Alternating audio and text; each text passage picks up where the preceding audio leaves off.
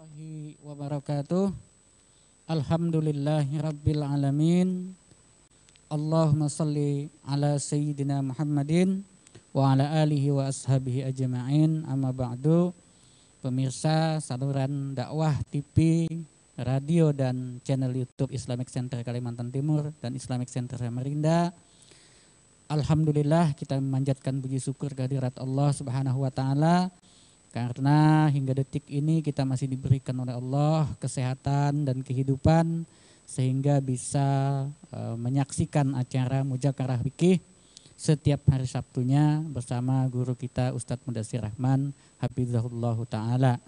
Pemirsa yang berbahagia, salawat dan salam juga mari sama-sama kita mohonkan kepada Allah Subhanahu wa taala untuk kekasih hati kita, manusia yang paling kita cintai sepanjang masa.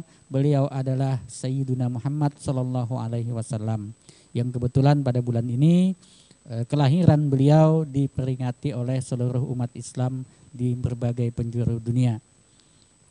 Tentunya momentum ini adalah momentum istimewa bagi kita karena kelahiran Rasulullah sallallahu alaihi wasallam adalah nikmat yang paling besar yang Allah anugerahkan kepada alam dunia ini. Sebab Rasulullah itu adalah rahmatan lil alamin, rahmat bagi seluruh alam ini. Nah, oleh sebab itu sangat wajar sekali jika manusia, bukan hanya manusia, bahkan mungkin seluruh makhluk itu mensyukuri momentum kelahirannya Rasulullah sallallahu alaihi wasallam. Nah, tentunya tidak hanya sebatas kita mengingat kelahiran beliau saja, tetapi bagaimana kita meneladani akhlak beliau, bagaimana kita meneladani contoh-contoh perilaku beliau baik dalam berakidah, berkeyakinan, beribadah maupun menjalankan kehidupan bermuamalah dengan sama makhluk Allah Subhanahu wa taala. Nah, salah satu daripada ilmu untuk kita beribadah dan bermuamalah ini adalah ilmu fikih namanya. Nah, maka hari ini dan sudah sejak 18 minggu yang silam kita sudah mulai membahas ilmu fikih ini bersama guru kita Ustadz Mudassir Rahman, yakni dalam acara Muzakarah Fikih.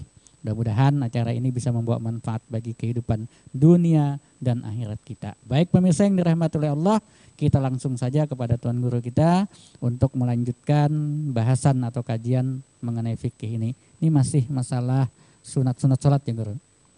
Yang membatalkan. Oh, yang membatalkan, ya betul lah. Saya ini masih teringat yang sunat kemarin Guru. Ya, baik pemirsa. Yang berhubungan dengan masalah fikih. Dan mudah-mudahan menjadikan amal jariah bagi kami di sini. Salawat dan salam senantiasa tercurah banyak kepada junjungan kita Sayyiduna wa Habibuna Muhammad sallallahu alaihi wasallam dan juga kepada keluarga beliau, para sahabat dan pengikutnya yang istiqomah dari dahulu sekarang hingga yaumil kiamah.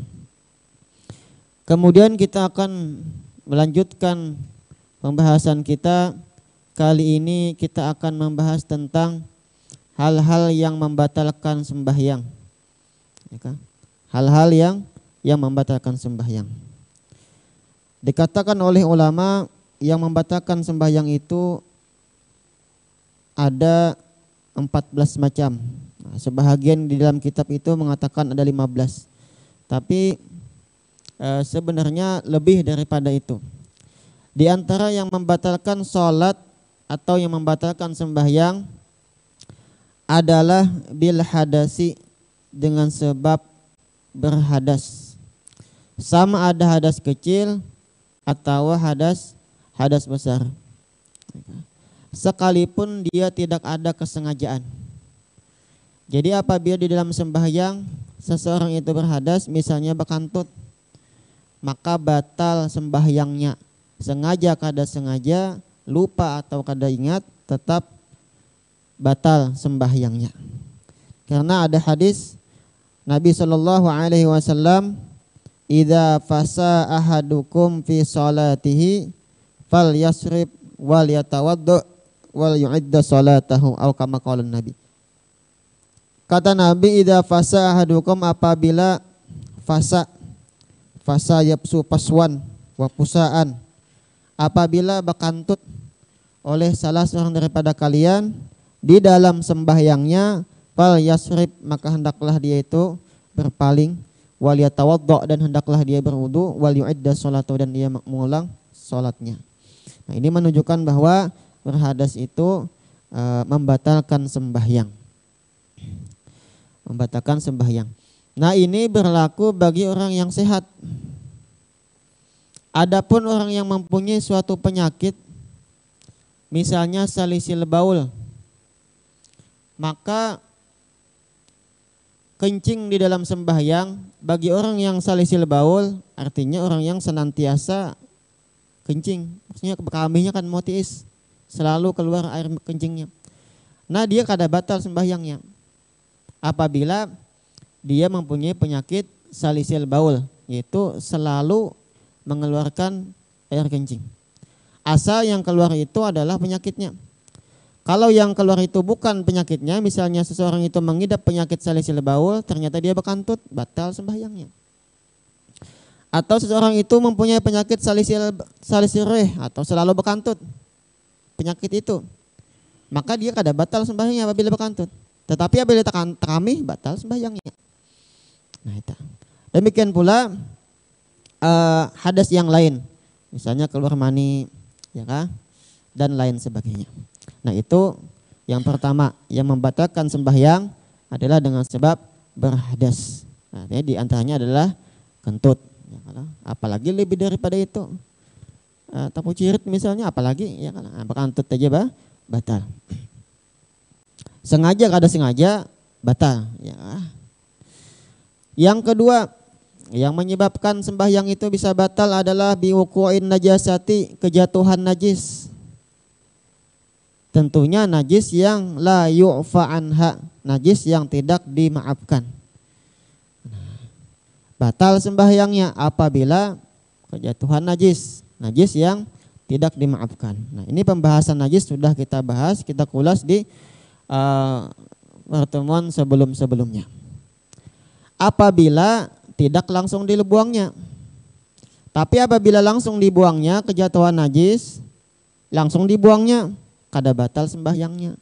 Sama ada najis itu yang kering atau najisnya yang basah. Nah, kejatuhan najis, tercacak misalnya, langsung dibuangnya, kada batal. Tapi kalau dilihatnya dulu kan, batal.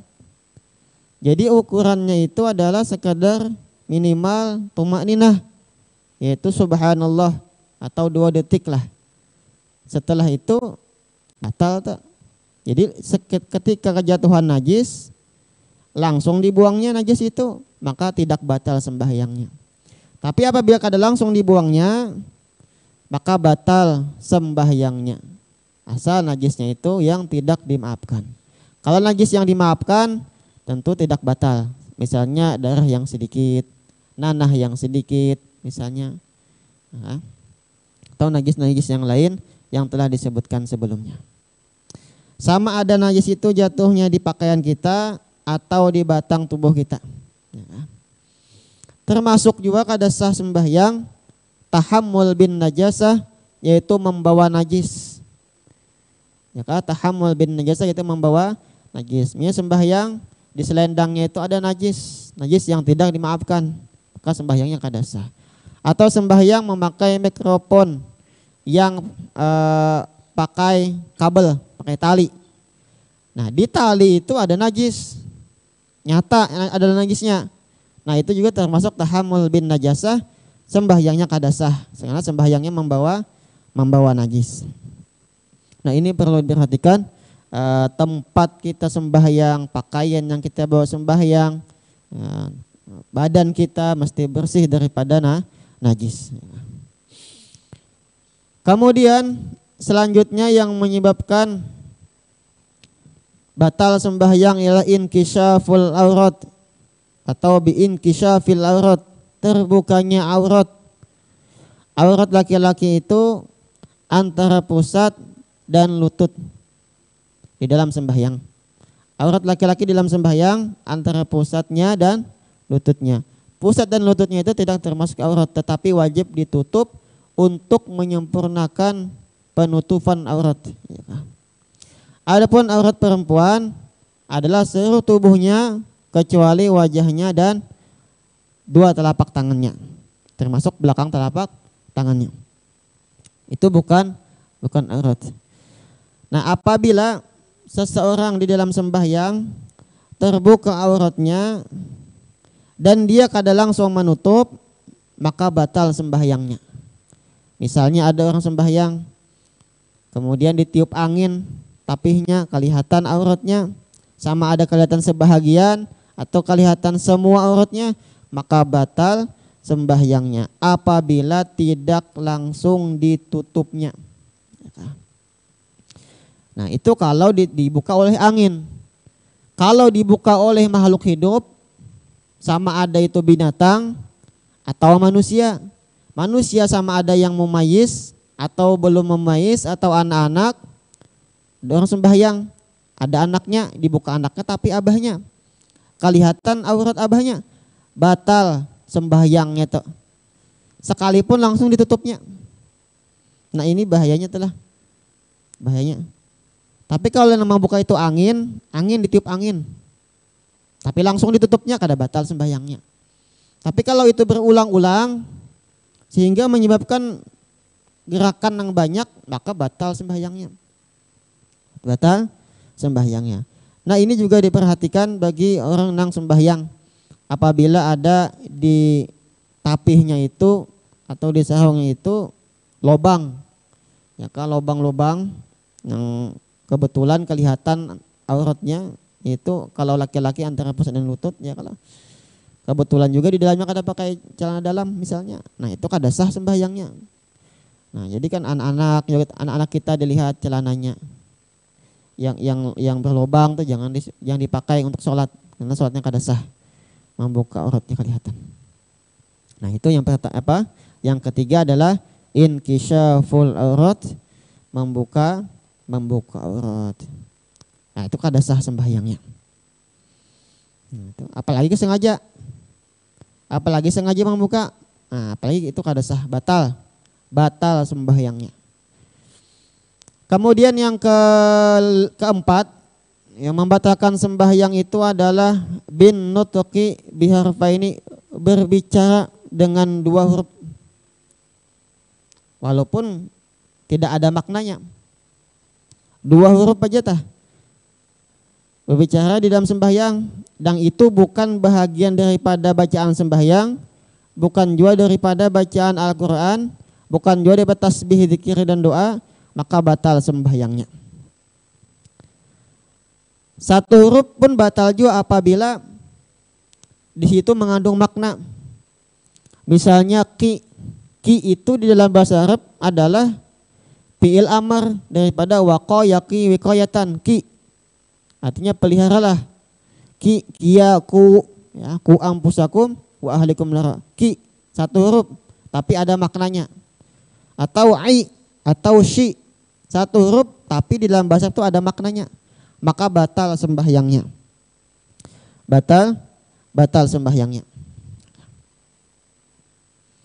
Nah, kecuali itu kalaunya amdan, sengaja, ada unsur kesengajaan.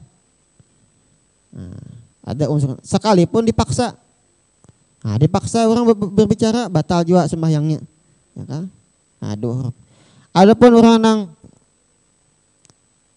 kada bisa menahan, kada bisa menguasai dirinya, lalu keceplosan, itu kada batal sembahyangnya. Misalnya takajud, ya kan? Kada sengajanya, kelupaan, itu kada batal. Atau kayak orang kita banyak tuh gegeran kah? Anu ya, nah misalnya takajud kita, itu kada batal karena kada ada kesengajaan.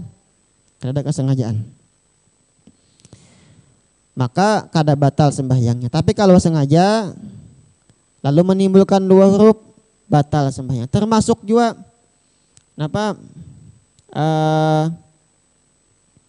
bersin yang di situ menimbulkan dua huruf, ya kan?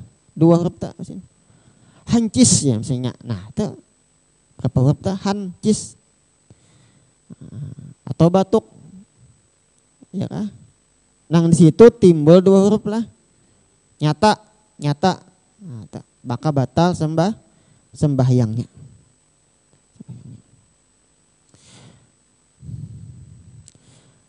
Nah, kemudian lagi, kecuali kada sengaja. atau kada tahu bahwasanya berbicara di dalam sembahyang itu batal, maka ini ketidaktahuannya itu dimaafkan dengan catatan dia baru masuk Islam atau hidupnya jauh daripada ulama. Jauh daripada ulama ini maksudnya tempatnya kanang jauh, atau ulamanya nang kakadada, atau ada ulamanya di situ tapi ulamanya kada tahu juga masalah fikih. Nah ini ketidaktahuannya itu dimaafkan. Jadi ketikanya berbicara dalam sembahyangnya karenanya kada tahu, maka inya itu kada batal sembahyangnya.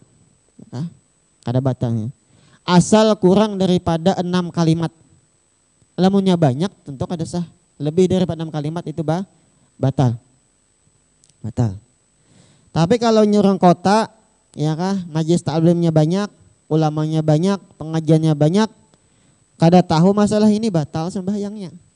Ya kah? Kenapa?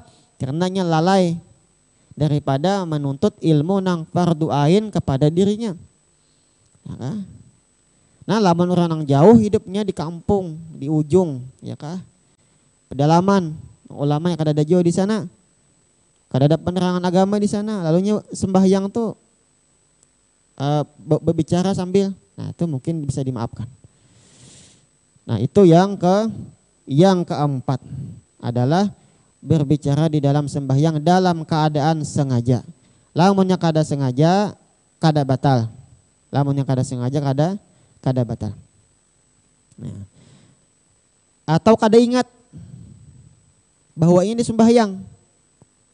Kada ingat bahwa itu sembahyang. Lalunya mengucapkan kata-kata yang bukan daripada bacaan sembahyang, bukan daripada Al-Quran, maka itu juga dimaafkan. Asal jangan sampai lebih daripada 6 kalimat atau 6 kata. Yang kelima daripada yang membatalkan sembahyang adalah bil mufattori amdan. Jadi sesuatu yang membatalkan puasa itu juga berlaku kepada sembahyang. Maka batal juga sembahyangnya, misalnya makan dan minum dengan sengaja, ya kan? Makan minum dengan sengaja puasa batal. Pun demikian sembahyang batal juga.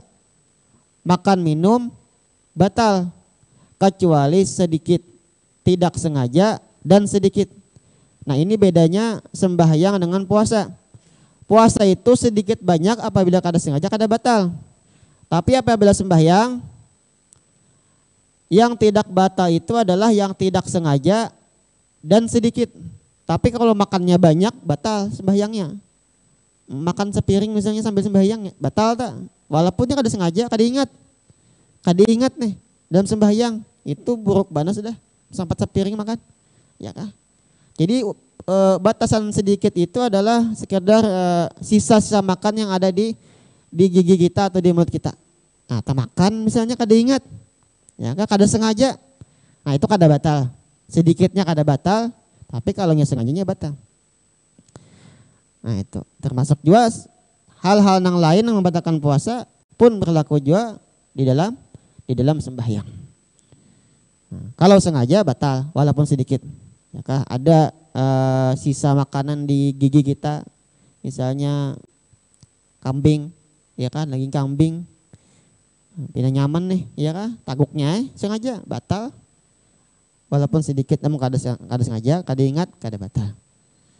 Nah, itu yang membedakan puasa lawan sembahyang. Kemudian lagi selanjutnya yang membatalkan sembahyang itu adalah 3 kali bergerak dengan berturut-turut, ya kah? Nah, itu bukan daripada gerakan sembahyang. 3 kali gerakan di dalam sembahyang berturut-turut itu membatalkan sembahyang sekalipun beda anggota tubuh, tapi sekaligus berturut-turut, misalnya kepalanya digerakannya, kemudian 2 tangannya digerakannya 2 kali, maka itu dianggap 3 sudah. Jadi kepala 1, tangan itu 2, 3 jadinya, maka batal sembahyang gerak tak? Ya kah? Batal. Walau sahwan sekalipun ia lupa bahwa itu sembahyang. Nah, di sini ada perbedaan gerakan tangan dengan gerakan kaki. Gerakan tangan itu dihitung 1, misalnya kita maju kayak itu, kita berikan lagi itisol, itu dihitung 1. Nah, itu dihitung 1. Tapi kalau kada itisol, misalnya maju, stop, lalu kembali lagi hitung 2. Tapi kalau langsung itu dihitung 1, sama ke atas ke bawah kayak itu juga. Asalnya langsung itu dihitung 1. Beda kalau kaki. Kaki itu kalau kita angkat dihitung 1, turun dihitung 2. Itu kalaunya kaki. Ya kan? Jadi kalaunya mengganti imam tuh hati-hati. Ya kan? Jadi stop dulu bila jamaah angkat, turunakan stop lo, ya kan? Itu 2 sudah, 2 gerakan. Kalau 2 gerakan berturut-turut sengaja kada batal. Tapi kalau 3 kali gerakan berturut-turut sengaja kada sengaja, lupa kada lupa, batal sembahyangnya. Ya kan? Batal. Kecuali gerakan daripada anggota yang kecil, misalnya telunjuk atau pelupuk mata atau telinga atau bibir atau kemaluan misalnya. Nah itu bergerak 3 kali atau lebih kada batal. Lah kemaluannya bergerak bergoyang kita kada batal, ya kan? Atau telinganya bergoyang atau pelupuk matanya gijip-gijip gitu nah. Ya kan kada batal, atau bibirnya. Kecuali batal apabila dimain-mainkannya. Ya kah? Walaupun sekali gerakan tapi dibikinnya mainan, maka batal sembahyangnya. Misalnya, nah disebutkan di dalam kitab itu seperti mengangkat jari tengah kayak itu nah di dalam sembahyang, tapi tujuannya adalah laiban, bermain-main. Ini kalau kita baca ini gestur penghinaan dan gestur tidak senonoh, ya kah? Nah jadi angkatnya jari tengahnya sambil sembahyang, ini batal sudah walaupun ini bagian anggota kecil, tapi niatnya bermain-main. Nah jadinya kita batal nih sembahyangnya, karena ini isyarat atau gestur sesuatu yang kada senonoh atau sesuatu yang penghinaan. Nah ya kalah. Nah anak muda kan kayak itu nanyanya, ini nih jorok nih, porno, ya. Nah atau nang kayak itu halusnya pun ikam, ya batal juga karena itu niatnya bermain-main di dalam sembahyang, batal walaupun ini anggota kecil, ya kan? Nah, batal sembahyangnya. Nah jadi gerakan 3 kali berturut-turut, nah itu bukan gerakan sembahyang, maka batal sembahyangnya. Nah kecuali misalnya lah gatal, misalnya lah kada tahan lagi, nah itu kada masalah, asal nang menggaru itu jari, ya mau nang taguyang kita, ya bahaya itu. Nah itu dulu sebahagian daripada hal-hal yang membatalkan sembahyang, ya kalau karena masalah ini banyak, apalagi berhubungan dengan imam dan makmum, itu tambah lagi banyak, ya kah? Jadi tadi pertama adalah disebabkan berhadas, diantaranya bakantut, ya kan, atau takamih atau tabahira dalam sembahyang, maka batal sembahyangnya. Nah apabila batal apa? Wajibnya keluar daripada sembahyang. Apabila berjamaah wajibnya keluar sembahyang. Jangan sampai sudah bakantut masih sembahyang lagi, itu kada boleh, haram hukumnya. Jadi bila sudah batal sembahyangnya, keluar langsung berwudu pulang. Nah itu bahadas, sengaja kada sengaja, ingat kada ingat, bilanya bahadas batal.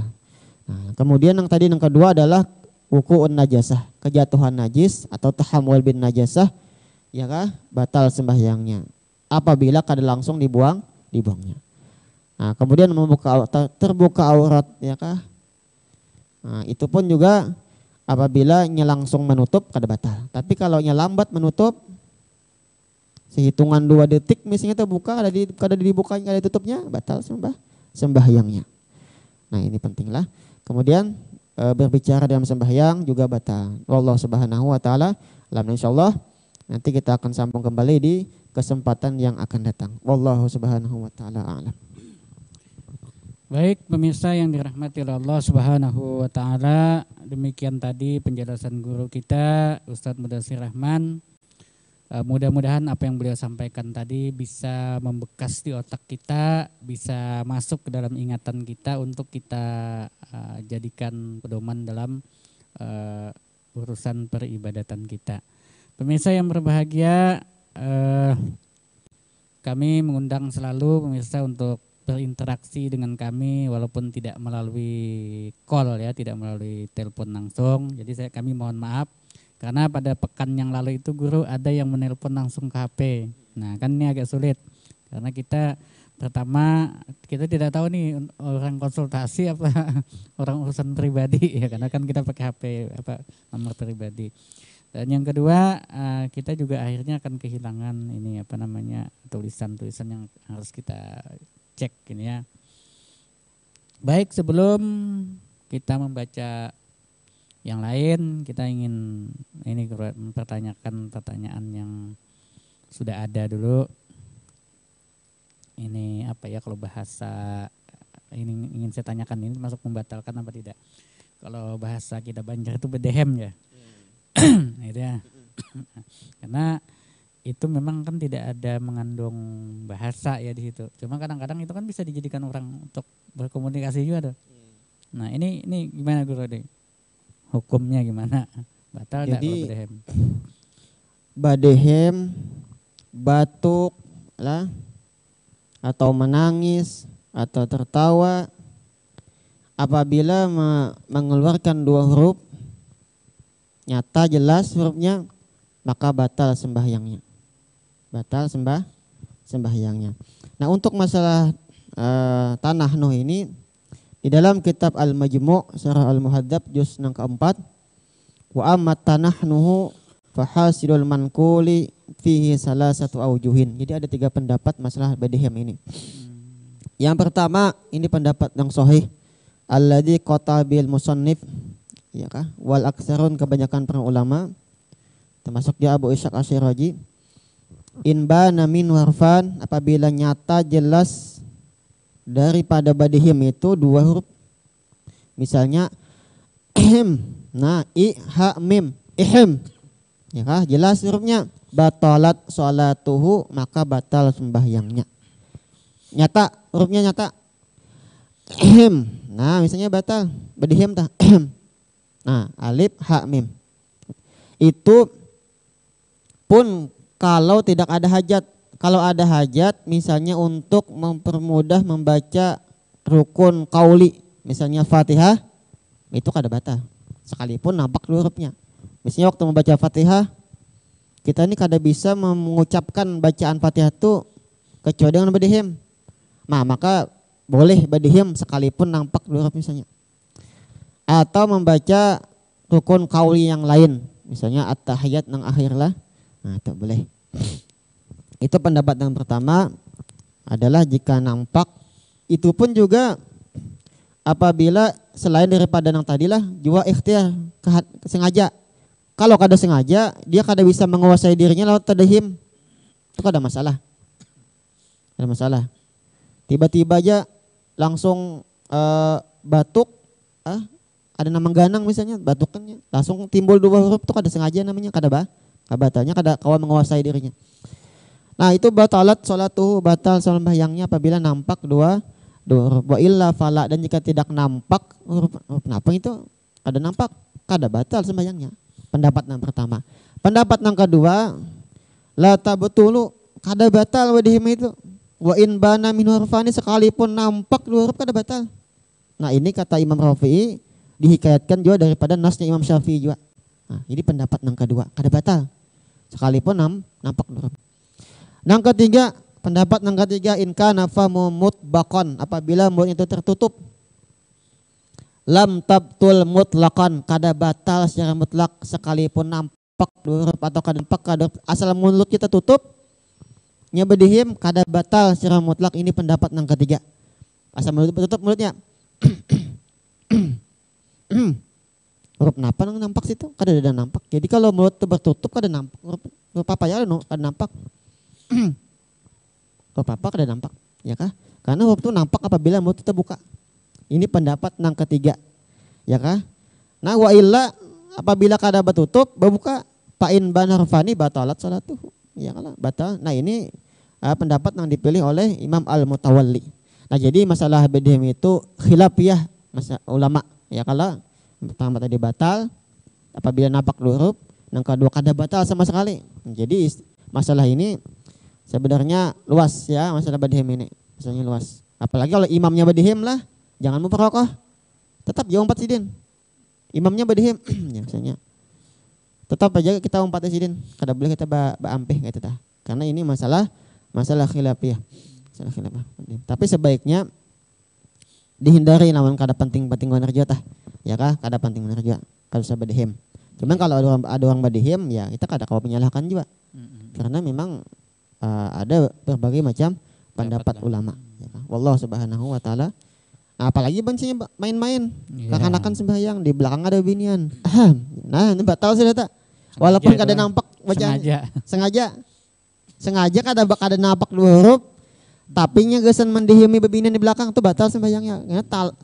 Laib tuh batal, main-main tuh. Nya kan kadang anak-anak naik-naik bujang tuh kan sambil aja nya sembahyang tah. Badihim aja nya lawan bebinian di belakang. Nah, tuh batal sembahyangnya sudah. Ya. Nah, karena begini guru, kalau berdasarkan yang pernah saya pelajari kan dari segi ilmu kesehatan itu bedehem dengan batuk beda. Kalau batuk itu tidak disengaja karena dia spontanitas paru-paru kita ini menolak benda asing masuk, apakah itu air ataukah benda yang keras.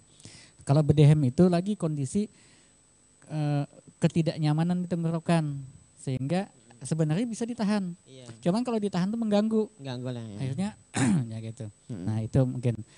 Tapi kalau kita mungkin melihat apa yang guru sampaikan tadi, mungkin guru ya lebih nyamannya memang kalaupun harus berdehem ya tadi ditutup mungkin mulut tadi ya, supaya tidak menimbulkan huruf tadi. Iya, yang nampak. Pasti nampak huruf apa tuh, nampak pasti. Mungkin kada nampak juga, ada suara tapi kada nampak huruf apa ini. Itu kada batal juga. Karena bedehem itu biasanya karena gatal tenggorokan. Gatal ya. Apalagi kayak saya ini termasuk orang yang agak sensitif guru. Di tempat yang berdebu karena saya banyak di luar nih. Kadang debu itu atau di tempat ber-AC nih kayak studio nih. Sering saya bedehem. Mungkin pemirsa juga kadang mendengar itu. Saya sering bedehem ya. Karena ini apa tenggorokan saya ini kalau di tempat yang ber-AC itu dingin guru, apalagi malam apa dingin. Baik, yang selanjutnya pertanyaan. Nah ini, tadi kan guru menjelaskan masalah najis tadi. Salah satu contohnya kalau ada najis di mic, misalkan yang kita kada tahu di kabelnya kah ya kan. Nah, tapi gimana kalau kita tahunya sudah selesai sholat guru. Ini misalkan kita sholat berjamaah di masjid kan, kita jadi imam lah. Nah, kita sholat. Ini ulun menanyakannya ada dua guru. Tahu seketika pas selesai sholat, atau kita sudah bulik misalkan, nah pas kita ke masjid lagi melihat, tadi kayaknya nih pas ku sholat ada itu kayak apa nih? Seseorang sembahyang setelah salam ada najis di pakaiannya. Kata Syekh Muhammad Nawawi Al-Bantani dalam kitabnya Qutul Habib Al-Gharib, fa illam ya'lam biha illa ba'dal faragi minas salati wajabat alaihi i'adah. Apabila dia tidak mengetahui dengan keadaannya najis, adanya najis, kecuali sudah selesai sembahyang, wajabat alaihi i'adah, maka wajib atasnya itu mengulangi sembahyangnya. Assalamualaikum warahmatullahi wabarakatuh. Assalamualaikum warahmatullahi wabarakatuh. Sekalinya lihat di kopiah, ada najis, wajib diulang sembahyangnya. Najisnya dibuang, ya kah? Wajib diulang sembahyangnya. Itu kalau langsung tahu. Kalau pas bulik dari masjid ke rumah, ya kah? Sekalinya ditapih ke ada najis. Padahal tadi jadi imam di masjid. Jadi imam misalnya. Nah itu kemungkinan bisa aja najis itu menempel sesudahnya sembahyang. Pas di jalan kah? Pas di jalan kah? Iya. Atau duduk di tempat lain kah? Betul. Jadi ihtimal. Jadi itu sembahyang kada wajib diulang. Kada wajib diulang. Kembali ke hukum asal. Iya. Karena itu kada meyakinkan. Iya. Apakah najisnya itu di bawahnya waktu sembahyang kah atau sudah? Atau adanya itu sesudah sembahyang. Kenaannya tuh karena najisnya. Atau kada wajib diulang sembahyangnya. Kada wajib sembahyangnya. Nah, misalnya bang baimaman. Baimaman misalnya. Sekalinya imamnya ini ada najis. Kayak apa sembahyangnya itu? Sembahyang imamnya kada sah. Berarti kita si makmum kayak apa? dilihat dulu najisnya di mana. Apabila di tempat yang mungkin bisa dilihat, batal sembahyang berataan tak. Tapi bila najisnya di tempat yang kada mungkin juga dilihat, sah aja makmum itu sembahyangnya. Ya kah? Sah aja sembahyangnya. Sah itu guru ya. Sah aja. Kada kelihatan kayak Pak, anak tahu kita. Misalnya di dalam sempaknya ada najis. Ya itu tadi maksud Don. Kadang kan bemazi kah apa kan. Iya maji. Tahu lah makmum kada tahu makmum. Tetap makmum ini sah sembahyangnya. Ya kah? Tapi si imam wajib maulang. Si imam nang bawa najis nih wajib maulang. Dan si imam ini jangan coba pengumuman. Tadi jar aku ada terantut jar. Ada sah juga. Berdiam-diam aja sudah. Ya kah? Berdiam aja atau najis, berdiam aja sudah. Mana aib juga lah. Iya, jangan. Ya jadi sah aja si imam makmum ini sembahyangnya. Iya. Tapi kalau najisnya itu nampak di kopiah misalnya tahi ayam misalnya lah. Nah itu nyata sudah batal seberataan. Berataan. Atau gini guru, kadang pas imam di muka sujud kan kita kan terdudi nih. Hati tapaknya ada. Nah tapaknya tuh wajib juga tak. Nah kondisinya kayak apa guru yang harus dilakukan makmum? Ketika kita melihat imam kita pakai kita kasih tahu atau kita mau mufarakah aja, sholat lagi atau sholat diulang. Mufarakah bila kita melihat imam tuh ada najis mufarakah kita wajib.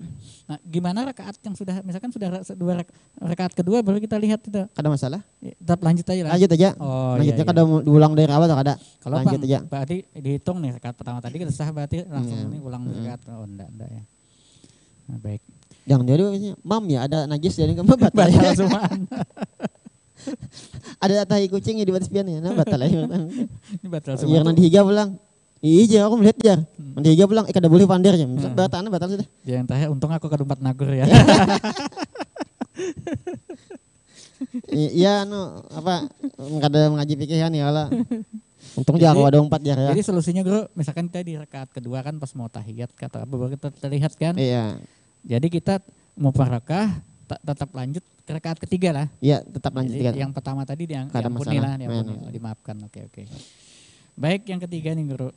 Nah, ini kan sering sekali nih guru di mana di kampung terutama kan.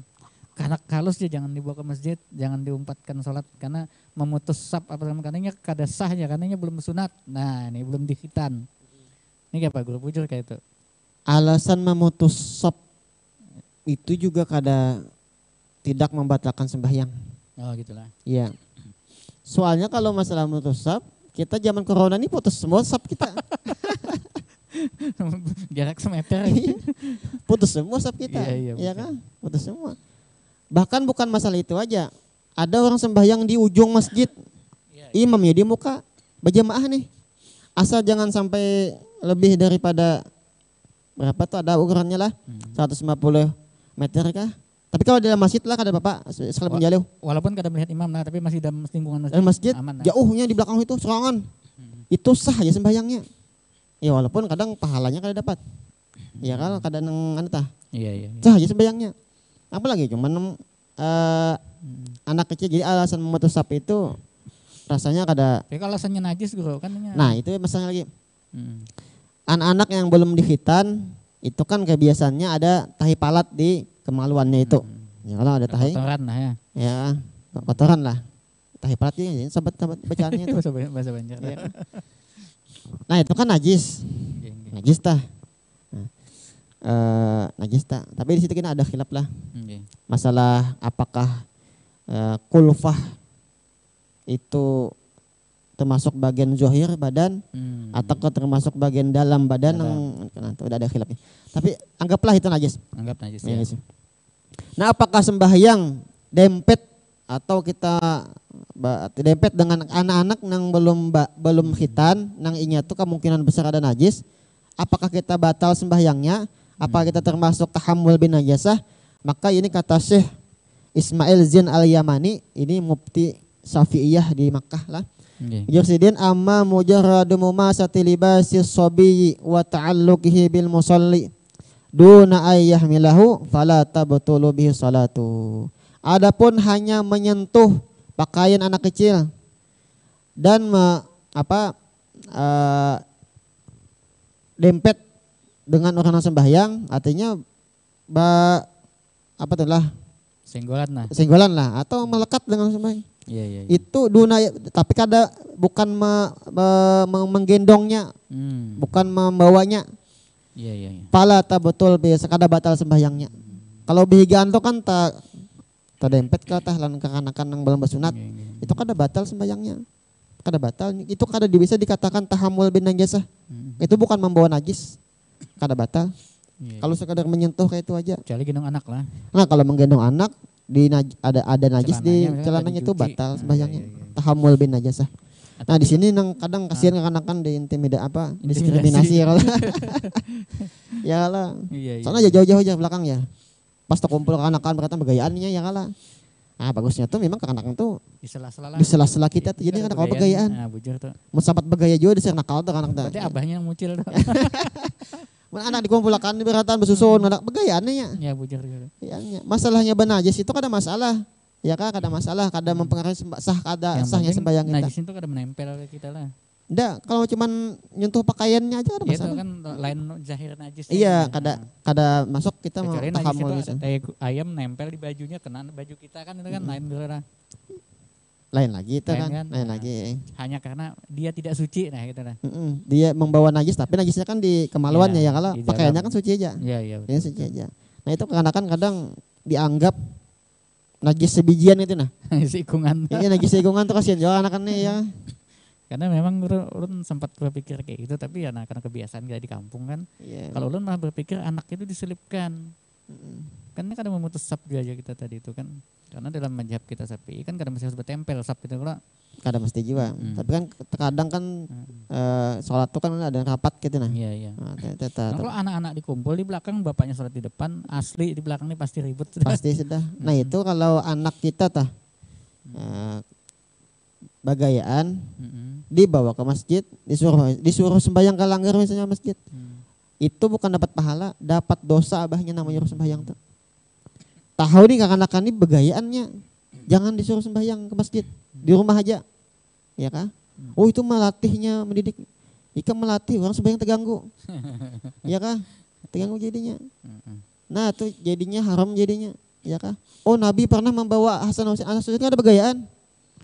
Ya kalau berdasarkan dalil, Hasan Husain sembahyang bawa Nabi dibawa ke masjid, Hasan Husain kan ada begaya sembahyang, diga Nabi. Diawasi Nabi. Ya kalau anak pian begayaan sembahyang. Begayaan bertamparnya buk ya belakang rumah Karena sekarang ini banyak tulisan-tulisan terutama di medsos ya kan, yang menyuruh biar aja anak lu bermain di masjid apa. Salah itu. Salah ya. Ulun enggak ada sependapat juga. Di masjid itu bukan ibadah itu bermain anak. Iya, kita jangan sampai anak niat mendidik anak justru mengganggu orang sembahyang. Lalu mereka beralasan di Turki itu katanya di masjid malah disiapkan mainan. Nah itu bujur, Yulan. Siapkan mainan khusus wadahnya pemain kan. Iya. Misalkan abahnya sembahyang, ya di ruangan mana pemain ayo situ. Karena khusyuk itu ada sebagian ulama mengatakan syarat sah sembahyang. Ada rukun sembahyang. Ya jadi jangan sampai kita niat baik justru malah caranya nang kada baik. Jadi lihat anak-anak tuh. Mungkin hikmah guru kalau di dalam mazhab Syafi'i itu kan kalau lah sholat berjamaah di masjid itu kada wajib hukumnya kalau tetapi sunnah muakkad ya kan. Mungkin dalam kondisi-kondisi tertentu ya yang mana orang tua ini mungkin harus mengimami anak kan bisa kalau gitu lah. Iya. Bisa jadi rumah ya lo. Ya, malah jari anak nih sembahyang. Ya mungkin jangan juga bang setiap waktu kan kita ke masjid juga kita. Mungkin ya pas waktu berjuhur kan bisa. Yang kira ya itu kadang lah masalah anak-anak nih. Cuma ditagurnya esok ya pulang ya. Ditagur esok ya pulang gitu. Kita sembahyang awalnya dia bertahan ya kalau rakaat kedua ya sudah mulai begayannya. Kata kau melagu itu sudah. Atau mungkin guru untuk melatih anak berjamaah kan bisa pas sholat sunat lah. Sunat apa dulu? Ya sunat yang boleh berjamaah lah ya. Iya. Sebujurnya anak melatih anak sembahyang itu lawan abah-abahnya. Jadi abahnya langsung ke masjid. Bawa ke masjid. Iya. Jangan anak disuruh sembahyang, abahnya kada. Iya kah? Abahnya nonton sinetron. Abahnya nonton film di rumah mamanya. Anak disuruh sembahyang kalau begayaan. Nah ini luput juga. Ini sama aja, nak ganggu orang sedikit. Iya sama aja, sembahyang masjid nah sana aja. Ganggu di sana, jangan ganggu abah nonton. Nah itu kadang itu jadi pemahaman agama kita kadang benar tah. Gitu. Ada lagi yang membantu pulang masalah itu pulang. Oh ini di sini beliau kan anak-anak. Ini melatih anak-anak. Tahunya begayaan. Ya, mungkin Wallahu a'lam. pemirsa yang dirahmati oleh Allah Subhanahu wa taala, demikian tadi yang bisa kami suguhkan ke hadapan pemirsa. Mudah-mudahan muzakarah atau obrolan kami ini bisa memberikan pencerahan, terutama buat kami sendiri ya, karena saya terutama banyak sekali mendapatkan ilmu-ilmu dari beliau. Karena insya Allah sebelum acara ini malamnya beliau sudah muzakarah duluan. Membuka-buka kitab fikih ya, terutama kami minta maaf, kami lebih berfokus kepada mazhab Syafi'i karena kita mungkin keterbatasan kalau mengkaji semua kitab ya kan.